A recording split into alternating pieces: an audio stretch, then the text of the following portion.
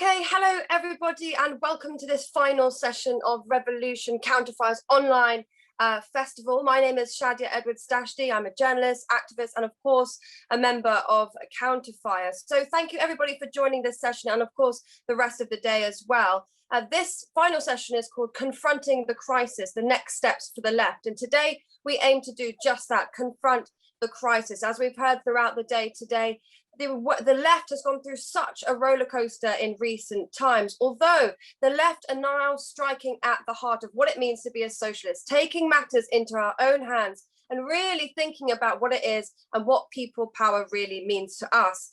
Yes, we're in the midst of the biggest cost of living crisis, but this week is testament to show just how much the left can really do, as we've seen with the RMT strikes this week. More on all of that later, but for now I want to introduce a fantastic panel and explain a bit about what the next hour is in store for us today. So we're going to have four very fantastic speakers: Jeremy Corbyn, the man himself who galvanized many of us within the left, then comrades from across the channel, Danielle, Obono. We've also got leading figures here in the UK, Dempsey and Rees. So each speaker will speak for around 7 minutes. We are going to be quite strict on that.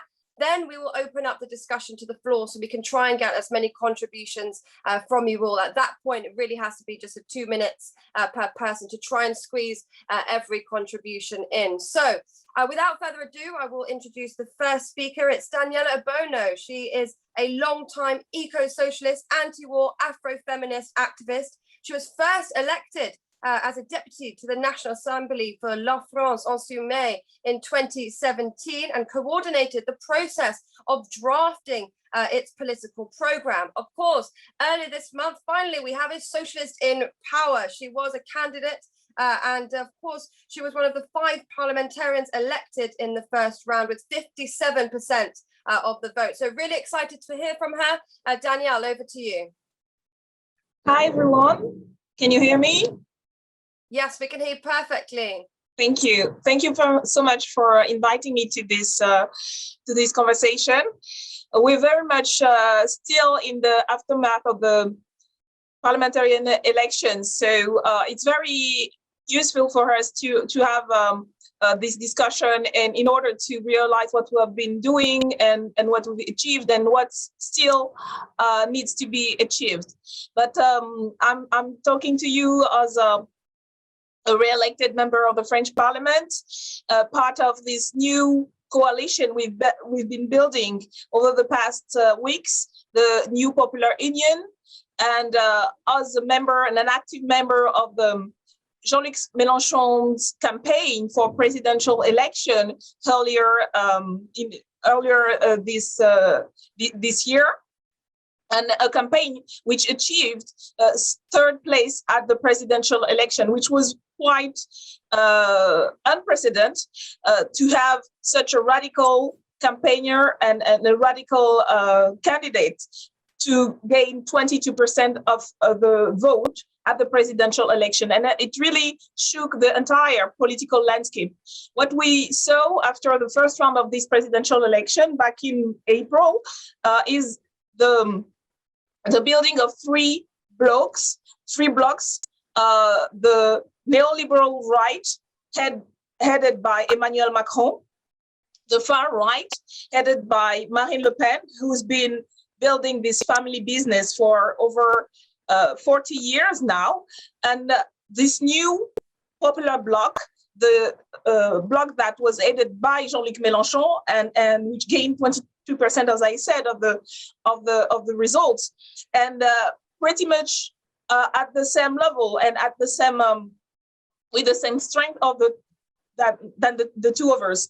And then you had this, what we call this invisible bloc, the abstention bloc, the millions of people in France who didn't vote and who could have made the decision at this election if they had voted for us. And we do believe that the majority of the people who didn't go to vote at the presidential election, especially young people, working class people, are very much interested in us actually getting power, in us winning.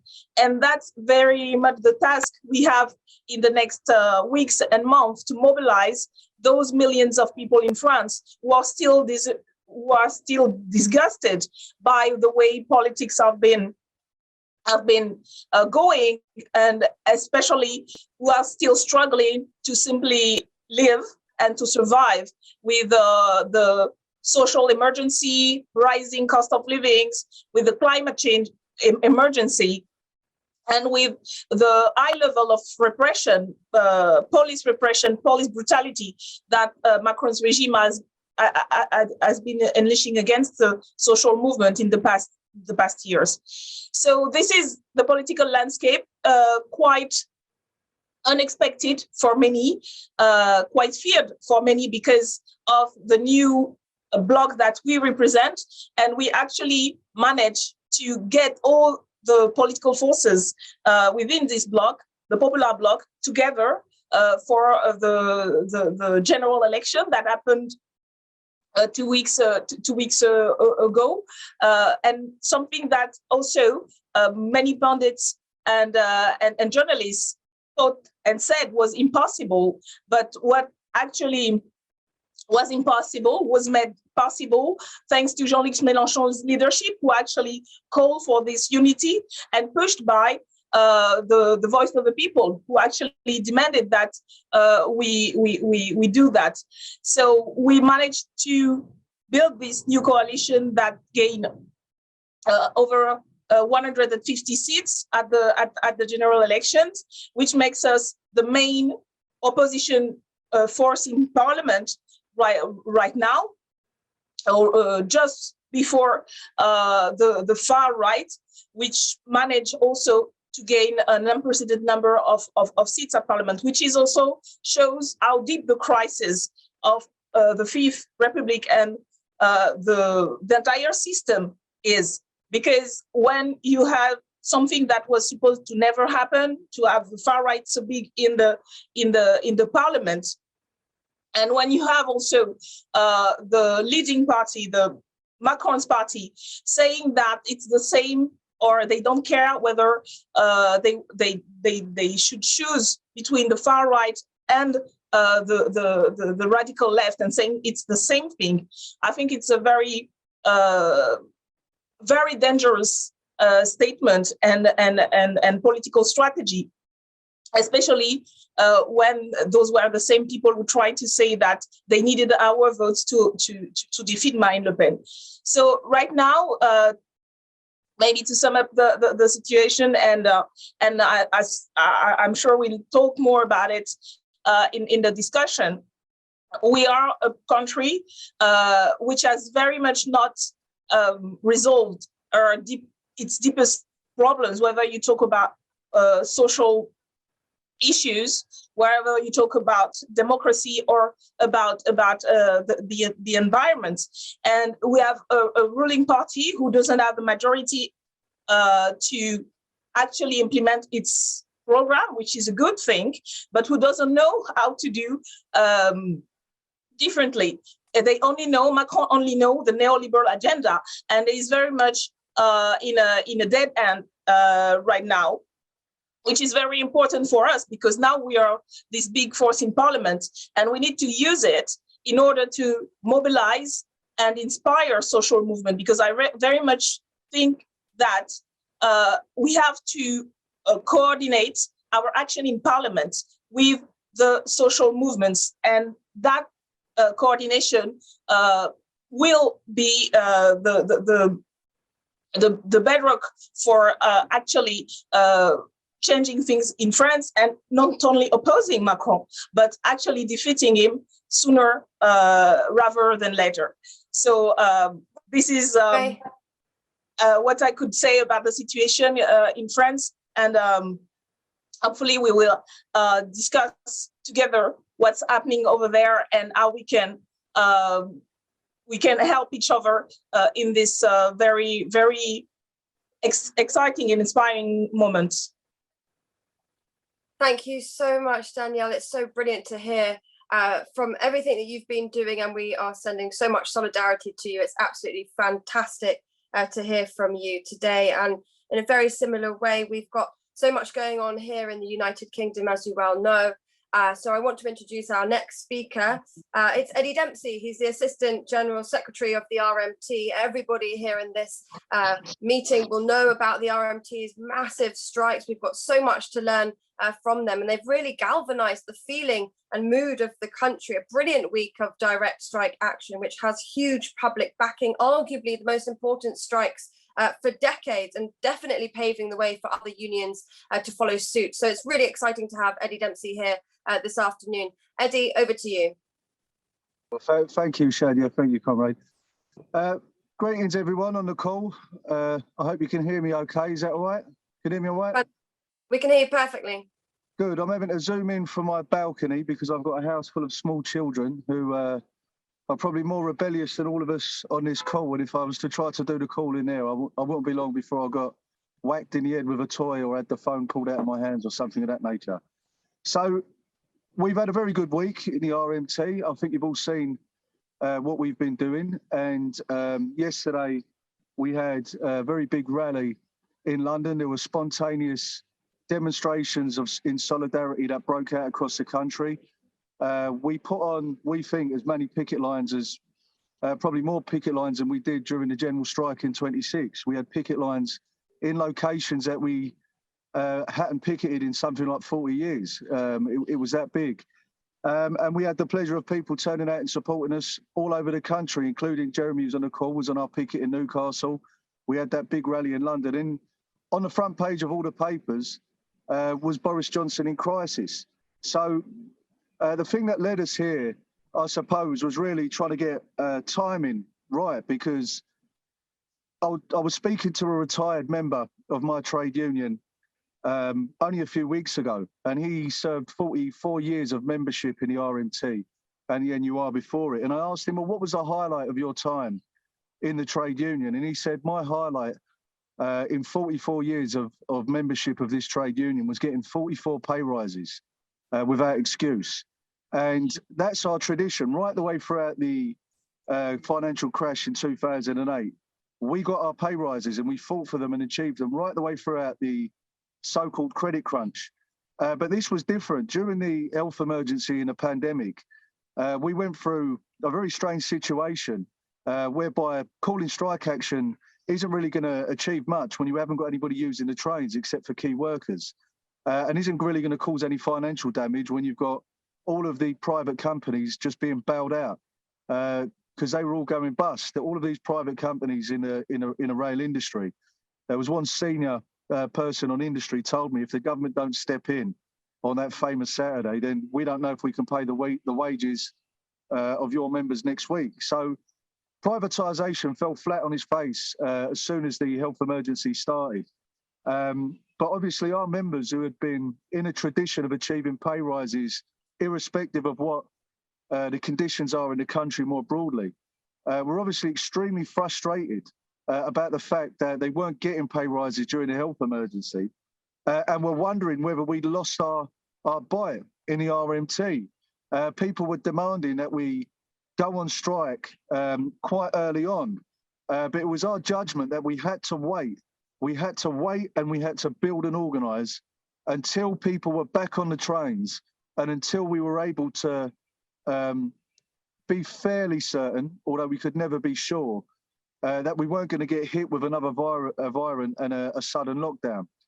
And we think that we picked the right time. So people were stressed out over not seeing any activity for a significant period, really angry about how the government were treating key workers as we were leaving the health emergency, furious to see all of the profits, the sort of almost laundering operation that the railway has been for decades now, furious at the private profits of these corporations and its huge salaries of people in industry were protected by the government at the same time as they were beginning to make noises about proposing what they term modernisation, or what I call a Victorian sort of reversal of 30 years of trade union activity in the railway industry. So we waited, and I think we picked the right moment. We've got the right argument at the right time when inflation was starting to bite, and at the right time industrially, as we were starting to see the railway come back together, and the right time politically, because the government was starting to look shaky. So, you know, people, you won't be unfamiliar with having a concept of deploying the right strategy with a good eye for the material conditions at large.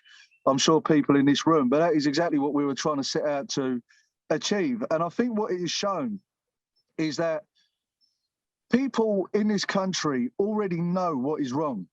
Everybody in this country understands and knows that they've been mugged, if you're a working class person in this country, for years now.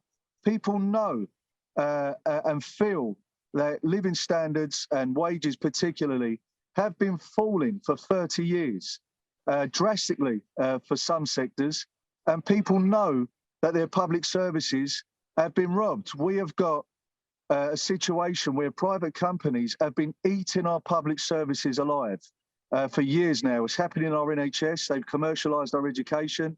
They've sold off our social housing, and they've pumped up the credit economy and benefits to subsidise profits for companies who refuse to pay decent wages. So people know that, and now we've got the opportunity to put it in front of them. Now, there's lots of us who think the way we do and have a socialist sort of outlook and a socialist idea of what would make things right in the country. But it has to be said, it's very rare we get the opportunity to put that forward. The only opportunity we've had in recent times is when we had Corbyn at the front in the Labour Party. So now we find ourselves in another situation where we think, of course, I'll never forget the pensioners, mate, believe you me. We're in a situation now where I think that the moment is ripe to try and engage all of the trade union movement in mass action and engage with the organisations we've got that are extra parliamentary to build a mass movement on the key issues, because all of the key issues we're putting forward cannot be solved and can never be solved by the politics of the government we've got and the capitalist system that we've got. We know the only solution to the cost of living crisis and to the housing crisis and the health crisis and care crisis and every other crisis we face, the environment crisis, is through achieving socialist policies in this country. And so the strike has allowed us to put some of those cases forward. And we want to see that build across the movement. We hope people here can help us do that. We think the People's Assembly is important in that role as something that can bridge various parts of our working class movement. And we want to see that pick up and people standing up and fighting to achieve justice for working class people in this country. Eddie, thank you so much. What really amazing to hear everything, and so much solidarity we send in your direction. It's really inspiring to see, especially as you say, in the heights of the cost of living crisis. Just as you were speaking, we had dozens of comments in the chat saying solidarity with the RMT, and we're just so inspired by all the work you do. So thank you so much. I'm now going to move on to our third speaker. It's John Rees. Anybody that's a member of Counterfire will know him very, very well. He's a historian, broadcaster and activist, co-author of A People's History of London, and author of The Leveller Revolution and The Algebra of Revolution, among many other titles. He's a visiting research fellow at Goldsmiths University of London and a co-founder and national officer of the Stop the War Coalition. John, over to you. Thanks very much, Shadia, and it's a pleasure, a real pleasure to be on this platform. It's fantastic to see Danielle Obono elected again to the French legislature. It's a pleasure to speak with Eddie at the end of the week of fantastic strikes, and of course to be on the platform, as I have been many times, with Jeremy Corbyn. It's an important platform, I think, because it reflects the various strands of the movement, and it's able, I think, to give some serious strategic thought to the situation in which we find ourselves. I agree with what others have said. It's been a terrific week, the best week I can remember, and I'm absolutely sure it's a watershed week in terms of the direction of the Labour movement. The TUC demonstration was a fantastic demonstration. The strikes have been devastatingly effective, and the Tories were smashed up in 2 by-elections. So I think we are emerging into a different situation, and I think it's given millions of working class people hope in this country. I think the escalation to stardom of Mick Lynch is, and I don't want to detract at all from his fantastic performances in the media, he's risen to the occasion. But always in these cases, you have to ask two things. One thing is it was great that he rose to the occasion, and the other thing is, what was the occasion? And the occasion is exactly as Eddie describes it. Millions of working class people in this country have had it with this government, and they've had it with a system which is ripping the life out of working class communities, threatening their jobs and destroying their living standards. And when you find yourself in a situation like that, it's a great moment of hope, and hope fuels the movement. And I think we ought to draw every last drop of hope from this that we can. But it's also a moment of great responsibility, because if we don't move up and move up considerably in our aspirations and our organization, then the disappointment on the other side of this will be a hangover that none of us want to experience. So I want to direct my remarks to what I think we should be doing strategically. And I think Eddie was absolutely right to outline for us the degree of strategic thought which went in to the way in which the RMT have organized for these strikes. And I think right across the labor movement now, we have to do similar. And I think the first step, obviously, is to make sure that the RMT strikes become a summer of strikes.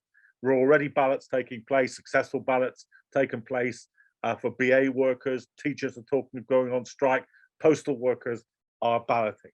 Now, there's one very, very obvious industrial thing that you should do in those circumstances, and that is coordinate the strikes so that they all hit the government in as close a time frame as we possibly can. This government is weakened and stupid. It doesn't know how to deal with the strikes. It's lost the battle of public opinion around the RMT strikes, as the opinion polls show.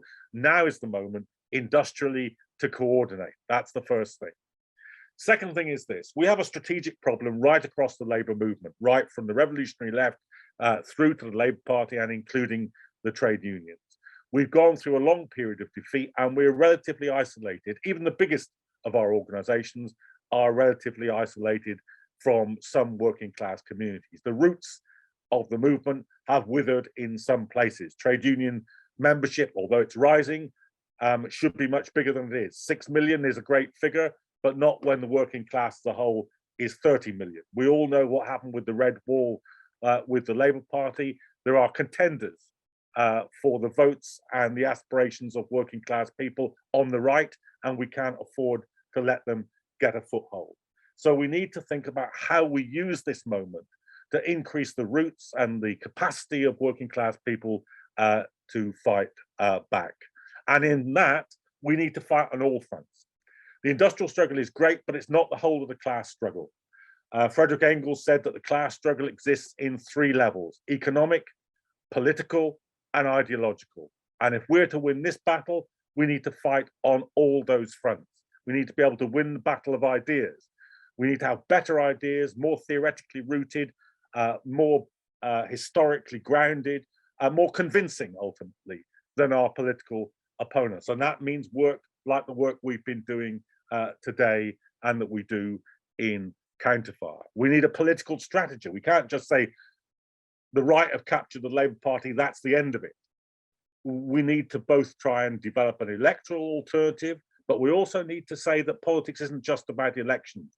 It's about the protest movements. It's about the social movements. It's about being able to impose your whole vision of how a different society could come about on a reborn industrial movement. So we need to be fighting on all those levels. And if you think back over our history, we're very good at all of them.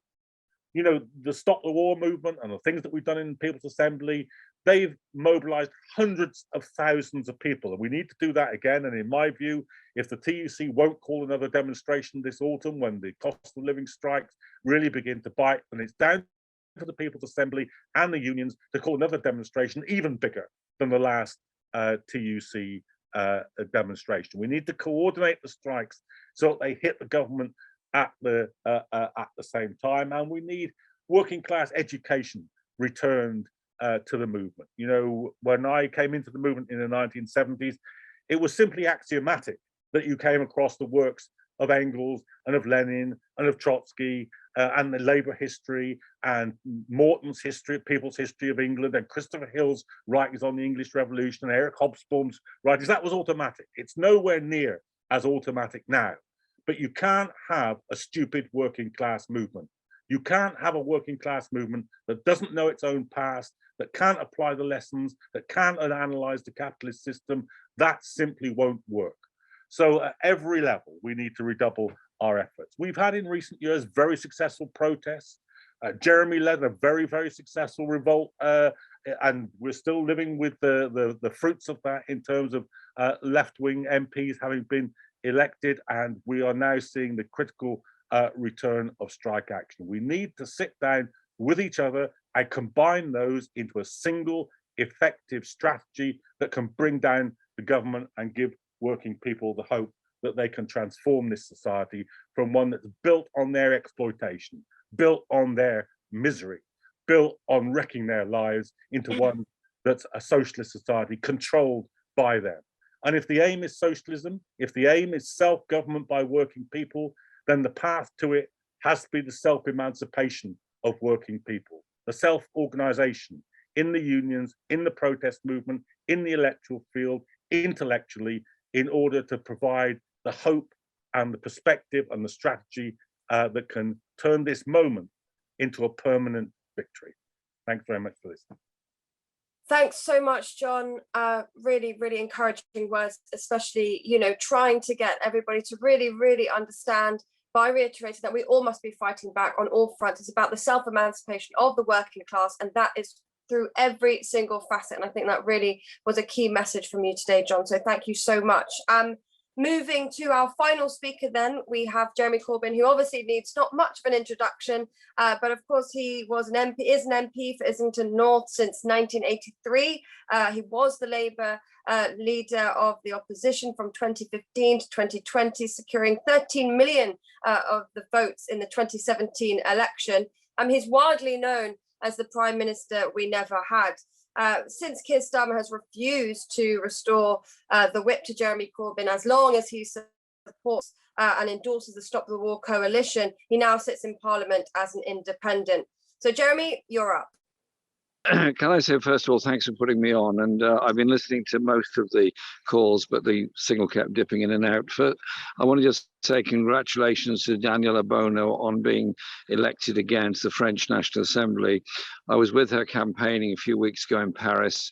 Fantastic. And that she started the evening campaigning session that I did with her at an impromptu refugee camp at the Place de la République, showing that she was speaking up for refugees and uniting people against racism in France and, of course, all over the world. And I think her election with a good majority is an object lesson in political bravery and determination to speak like it is. Well done, her. And yesterday, as just been said, I was in the Northeast. I was in Newcastle and Jarrow. Fantastic picket outside Newcastle Central Station. Then we had in Jarrow, very good Memorial Day for the heroes of Jarrow, the people that were executed by the landowning class in the early part of the 19th century for standing up to try and form mining unions at that time. And of course, remembering the Jarrow Crusade of 1936, which brought to the attention of the rest of the country the disaster that Jarrow had become, and the town that was murdered, in the words of Ellen Wilkinson's great book on it. And last night we had an event at the Irish Centre in Newcastle in memory of the late great Bernard Pidcock, but to raise funds for Care for Calais, and it was absolutely packed out. The determination of people to link together all the issues and fight back is fantastic, and that is what we've got to take advantage of at the present time. And congratulations, huge congratulations to Mick Lynch for all that he's done and the media this week, and for naming as his political hero James Connolly. James Connolly, great Irish socialist, great writer, who was executed, of course, by the British after the 1916 uprising. And so we have to then take the lessons of today. The rail unions are determined to make sure there's no more job losses on the railways, to make sure they get at least an inflation level pay increase. And opinion polling seems to show there is a majority support for them. So the idea that you'd criticise members of parliament for going on a picket line seems to me to be unbelievable, because the place of a member of parliament who is elected by the working class communities, who's elected with trade union support, is absolutely to be on that picket line supporting those workers that are actually not just defending their jobs, but defending the jobs of all of us. And remember, the RMT are going to win this dispute, of that I'm very sure.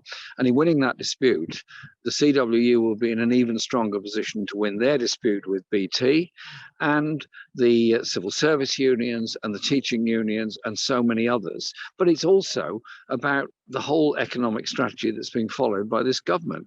They bailed out every private enterprise company during COVID. They supported shareholders during COVID. They handed out billions in track and trace to dodgy contracts that have proved to be unnecessary and incompetent at the same time, and now are punishing the working class by reducing wages, by allowing inflation to go on at the same time as not allowing wages to increase, a new wages policy, and at the same time proposing lots of job losses. So we're in for a whole summer of discontent. And I think the support for the rail strikes, the 3 days from this week, I don't doubt there's now going to be more of them, has to grow and be bigger and bigger, because this is a time to absolutely fight back. And it is trade union action that's doing that. And it is at a local and community level that we've got to be as well organized as possible. Socialism is about community. Socialism is about the ideas of communities coming together. The whole idea of a health service, of a welfare state, and so on, all came from the trade unions, particularly the mining trade unions in Yorkshire, North East Scotland, South Wales, and so on, where they set up, in effect, their own sort of local welfare state through the mining communities. That's where our lessons come from, more so than the works of Beveridge and others. And so let's understand that in this time, people are recipient to ideas and recipient to the education of our history and how we learn from that history. That, to me, is absolutely essential. And so through the Peace and Justice Project, we're actually writing a book at the moment. It's a very straightforward book. It's called Why We Are Socialists. Anyone can contribute to it, maximum 500 words, absolute maximum 500 words. But that message is that people are sending in their ideas to us. We're going to put as many as we can in the book, and the rest will go online. We've had hundreds in already. Fascinating. People often don't realize that in reality, they are socialists in what they say and what they do and how they act. They don't think of it themselves as socialists, but actually they are. And because it is about expanding people's ideas and expanding their horizons. This summer coming up, we've got the Durham Miners Gala in second Saturday of July, and then the third Sunday of July we've got the big Toll Puddle March, and then in September we've got the Burston in East Anglia to commemorate the school strike that goes on there. These labour movement festivals are bigger than ever they've been before. They're growing all the time because people are thirsting for the ideas of coming together, for the ideas of being able to achieve things together, and exploring ideas about environmental sustainability, about basic income, about union rights, about rights at work, and about the way in which our education system works and the way our history is, in my view, so badly taught. And so I think this is a time for us to be as active as possible in doing things at a local level. But the last thing I'd say is internationally. Internationally, what is the situation? The left are on the rise in Chile, in Bolivia, in Peru, in Colombia, and in France. The left made huge gains in the recent general election. And so don't allow the media to run away with this idea that somehow or other the left are in retreat, or somehow or other that every working class community everywhere around Europe and North America, indeed in other parts of the world, is completely racist towards refugees and asylum seekers. Absolutely not the case. I spent part of yesterday evening talking to Ken Loach about a film he'd been making, about poor working class communities and Syrian refugees that had been deposited in those communities by the Home Office, and the possibilities and the reality of them uniting together in common struggles. It can and does happen, but it's up to us to go out and promote that sense of unity. Because, as John Rees quite rightly said in his contribution a short while ago, that there are plenty of people after votes in those post-industrial working class communities. And it's the far right that are activating themselves. It's the racist message that's going on by the Tory party, and too many on the centre left who just concede ground on racism to the right all the time. Never concede that ground, never concede on racism. Do everything we can to unite people. I'm very, very hopeful of the level of activism that's going on at the present time, and the activism that is going to bring about, yes, a victory for the RMT and the rail workers, but it will also bring about victories for many others. And that in turn will lead to an increase in trade union membership, an increase in the consciousness that we don't have to put up with falling living standards, falling wages, privatization of public services, and reduction of the effectiveness of public services, and give hope to young people. Why should young people be deeply in debt because they went to college or university? Why should they be on minimum wage or something even less than that when it's called a youth rate? Why should they be forced to live in the very expensive private rented sector flats, all because you have the diminution of public services because of the market forces argument that the Tories are putting forward, and unfortunately is not being sufficiently challenged by those who ought to be in a position to challenge it. But I'll tell you what, see you all on the picket line, see you on the demonstrations. This is a time of enormous hope. Thanks very much. Thanks so much, Jeremy. So wonderful always to hear from you. You've inspired so many of us. We're all so happy that you could finally join us, even in the outdoor area. So thank you so much, Jeremy. So much solidarity to you. Just as a reminder, if you're not a member of Counterfire, make sure you become a member of Counterfire. It all starts by joining together, uniting shoulder to shoulder, standing side by side out in the streets and on your local group. So join Counterfire. You can join via our website. It's all been posted in the chat throughout this session. But just finally, thank you so much to all of our speakers today. We've had a brilliant session, but of course, we've had so many brilliant sessions throughout the day, throughout Counterfire's Revolution Festival. It's been brilliant, but also thank you so much for everybody joining us on the calls throughout the day today. Much solidarity to you all.